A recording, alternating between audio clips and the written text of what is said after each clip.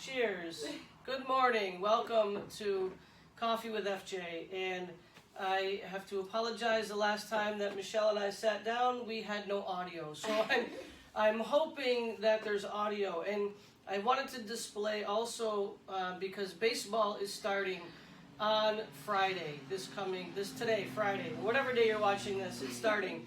And my beloved Yankees, of course, will win the World Series, even though it's just an extended season, shortened season. I just wanted, Michelle being from Boston is a diehard Red Sox fan, just wanted to show that I can reach across the aisle here and engage in ecumenical dialogue.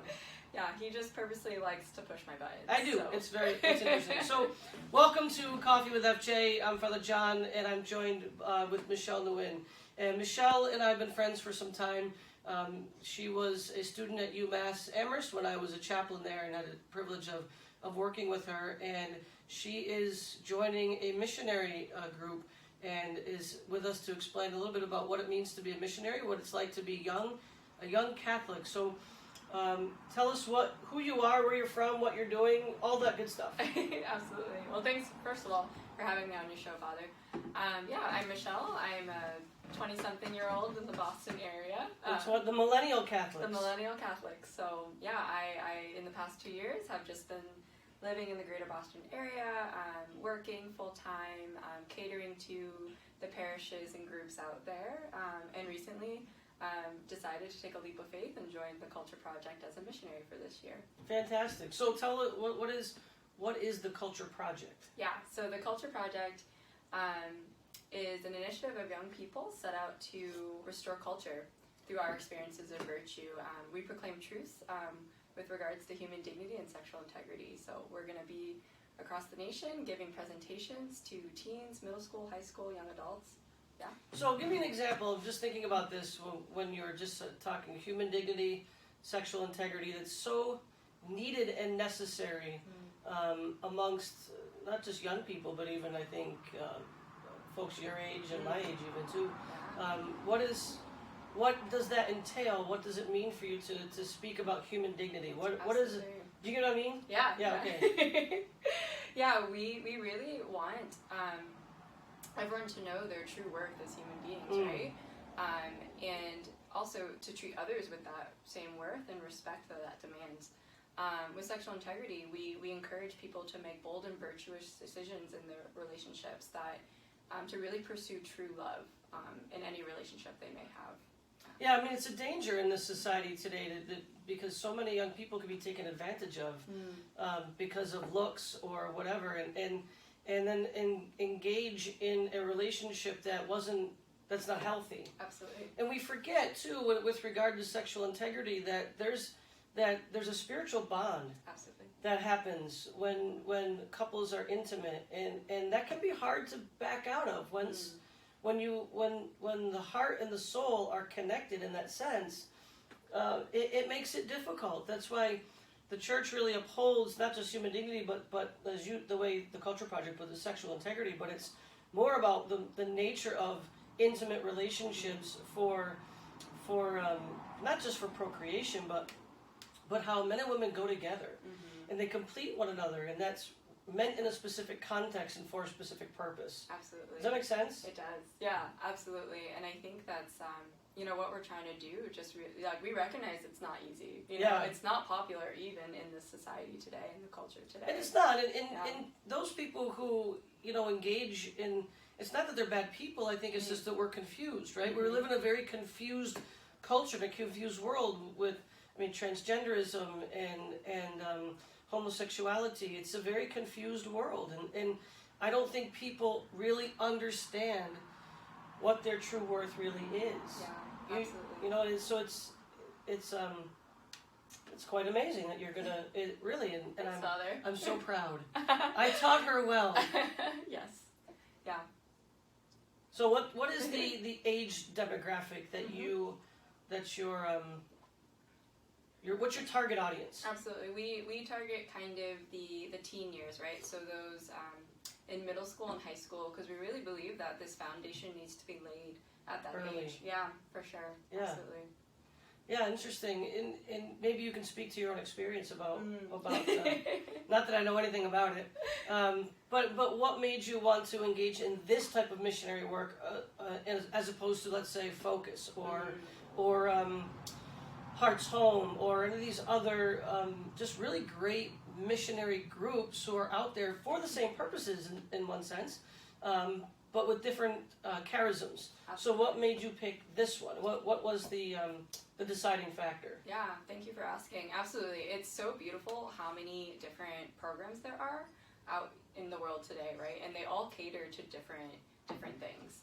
And what made me choose this specifically is just with working with the youth in Boston, specifically like high school and middle school aged, I recognized there was a need for this message. And just my own personal experiences, not to make it dramatic or anything, but I just really wish I had heard this message when I was in middle school and high school.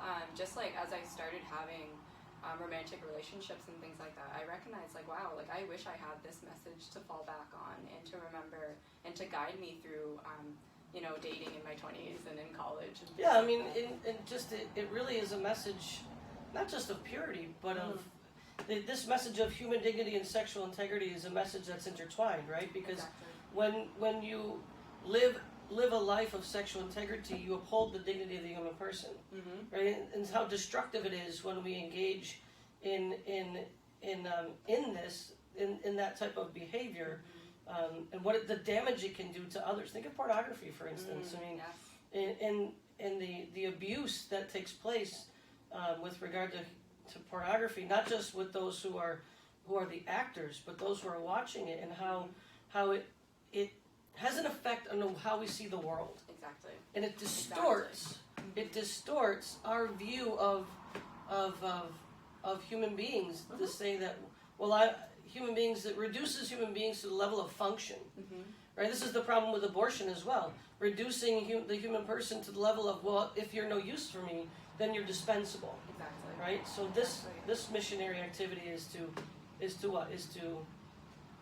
combat that. Yeah, absolutely. Am I right? Yeah, no, absolutely. And we address like. Of course I'm right. He's always right for all you watching there. Father knows best. And I think, that's what we look to combat, and we do address issues such as pornography and abortion and things like that. And just to speak a little bit with pornography, it's the most common argument is like, I'm not hurting anyone by watching it, right? But no, like you're hurting the actors that are in it. You're hurting yourself. You're also hurting any future relationship or the relationship you're in, because you have these certain unrealistic expectations of your relationship now because you're viewing pornography. It's a screen, right? It's acting. It's not true love. And so that's exactly. And so that's the message, part of the message we're trying to convey. It's like, no, like it does hurt, even if it doesn't feel like it, it does hurt. And when you engage in that, and even if you don't watch pornography, but you are having sexual relationships outside the context of marriage, you don't understand what true love really is, what it looks like, and because you can slip in and out anytime you want. Exactly. Right? You can go into a relationship, get out of a relationship, go into one, go out of one, and when the real person comes along that's going to love you for you are, you're not going to be able to recognize it. Right? Because it's a distortion of your view of what real love is. Exactly. Right? Exactly. Yeah. And when even if some of these couples are getting married, which is great, but how much of that is a distorted view of love than real love? Absolutely. So what you're doing in this type of missionary work is it's courageous, I think, because you're up against a worldview that's now accepting of that type of behavior. And we try to approach it with as much love and as we can, because we recognize, as missionaries, we're also broken, right? We're also human. We've experienced all of this that we talk about, right?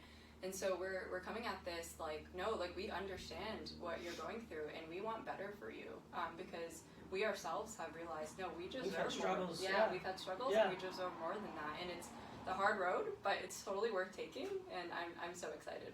So let me ask you a question now to speak to what it means to be a missionary per se. What is a missionary? What does it mean to be a missionary? Normally people ask me questions, but I like asking her questions. Yeah, absolutely. I think just, you can let's start with just like the basics, right? A missionary of serving, giving part of your life, giving your whole life to serving God in whatever mission you're called to. So in this time in my life, I'm called to serve God within the Culture Project and to serve these teen communities and things like that. However, I do believe that everyone is a missionary at heart, and everyone has a different mission throughout their life. When I was living in Boston for those 2 years, my mission happened to be working with these little, these youth groups and young adult groups and college ministries and things like that. So I think it can take the form, but honestly, to me, it's a commitment to God. It's a commitment to that service. And yeah. I mean, I think we forget that what mission is defined as. Whenever I hear the word mission, I think of that famous scene from Blues Brothers. We're on a mission from God, right? But a mission is defined as simply a duty or a task. And every single person within the church has a duty and a task. That's what makes the church, in and of itself, missionary. And we shouldn't confuse missionary with proselytization, where we demand that people convert and change their ways. It's the task of building relationships, helping people understand truth, helping ourselves understand truth, to get at the heart of what it means to be human, to be in relationship with God and with others.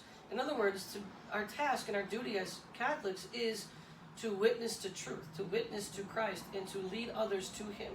And every single Catholic has that mission, has that duty. It isn't just for priests or missionaries or nuns or those who are ministering in foreign countries and third world countries. It's a task for the whole church, so that everyone can have this understanding of human dignity, sexual integrity, right? What is the truth, and how do I know God, and how do I get to Him, and how do I have a relationship with Him? Absolutely. Does that make sense to you? Yes. It does to me. It does to you, but it does it to you, right? We have this task, and to think that so often I hear that from people that they have nothing to offer, or they're too old, or they don't know enough, and that's such a false humility. Yes. There's a false humility with regard to that. If we have a responsibility to understand what the church teaches, why she teaches it. Doesn't mean you're going to get it. Doesn't mean you're going to like it. Doesn't mean you're going to understand it completely. But yet there is the task that we all have to study it and to be a witness to it. Absolutely. Because it is the truth, and that truth is what leads us to the heart of God and to ultimately to heaven. Absolutely. And if I can speak to that, just when you said some of the excuses are, I don't know enough, or I'm not qualified, like, I don't have a degree in theology. I actually have a degree. I've been saying that for weeks in my homilies. You don't have to have a degree. You don't. I have a degree in mathematics, actually, and so very logical, not theology, if you will. But it's just the pursuit of God, and having that relationship is what I'm pursuing, right? And Right. I'm honestly constantly learning. Every day there's something new to learn. We all are. Yeah. In every day, I say this all the time, learn something new every day. Whether it's trivial or whether it blows your mind.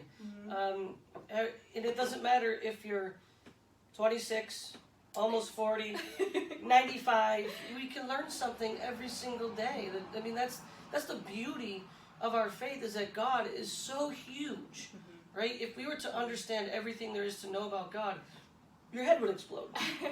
It'd be too much. But that's why gradually He reveals Himself to us to help us to understand who He is and how to have a relationship with Him. And that becomes our task, to show that to others, to show them that it's possible to know God. It is possible to know the truth. Last week at the 4 o'clock Mass here, I baptized one adult, I confirmed 3 and gave First Communion to those 3 adults. And there were actually 5 in that class. But it's a testimony to the fact that you don't have to have degrees in theology to understand truth and to know God. But maybe you do need someone to help show you the way. And I think that's the beauty of missionaries. That's the beauty of being engaged in our relationship with God, is that without realizing it, we can help show people the way. Right? Yeah. Does that make sense? That's what I hope to do. Yeah. Excellent. One more question for you, Michelle. Sure. Young and Catholic. Young and Catholic. What is it like to be a millennial? Because you know how I feel about millennials. Not that all of them are young and stupid, but most of them are. But it's a particular way of being a millennial that is so different than what like my generation's used to and older generations, specifically within the church, of what it's like to be a millennial Catholic. And can you speak to that? Like, what is your experience of the church, and what can the church do better? That's a big question. Big question, I know, which I did not prep you for, so I apologize. Yeah, so I'll address the first part of that question first. It's hard, you know. It's still, even if you find your cool young adult Catholic community, you're part of a group, it's still hard, you know, because we're still going out to our jobs, still partaking in society today, and it's very unpopular right now to have faith, like any type of faith, right?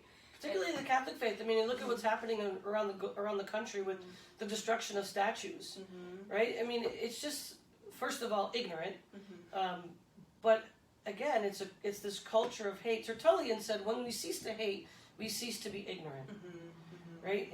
And there is, not to interrupt you, but I interrupted you, but at the same time, there's a culture of ignorance with regard to the Catholic Church and faith in general that doesn't understand what it means to be a person of faith and how that is actually, that person who is a faith-filled person is a betterment to society, not a hindrance, not an obstacle. Absolutely, yeah. And you face that. You'd be surprised how many people are very vocal about that to your face. You know, whether or not they know if you're practicing or faithful or not. And that's what makes it hard, because you love these people, right? Like you work with them, you're friends with them, and you definitely want better for them. And so it's an interesting place to be, right? And obviously. God will reveal opportunities for you to share your faith in those ways, but yeah, so it's hard, but it's so worthwhile. And obviously there are so many beautiful things. It's so beautiful to see so many people in their 20s just like really striving for their faith and wanting to be committed and just really building each other up as well. Yeah, you know? Yeah. That's a good point. Yeah. The faith is not lived in isolation. Love is not lived in isolation. We're meant for relationship. But I have to say, your generation of Catholics, in my opinion, are far bolder than mine. No, really, because you utilize platforms that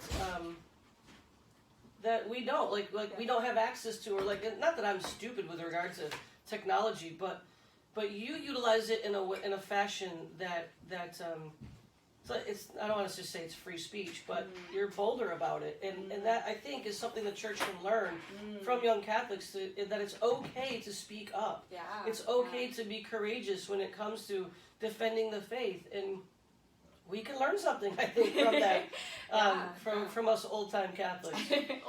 Old-timers. Yeah, and I think it's a double-edged sword, right? With social media and things like that, right? Obviously, very powerful tools. If used virtuously and used right, you know? Right. And yeah, I think even myself, like I find myself being more bold on social media instead of just it being like a me narrative. It's more of an other narrative, you know? Exactly. And the fact that you're supported by other millennial Catholics, that says something, I think, to us, that young people are starving for the faith. Yes. They're starving for truth, and we can't ignore that.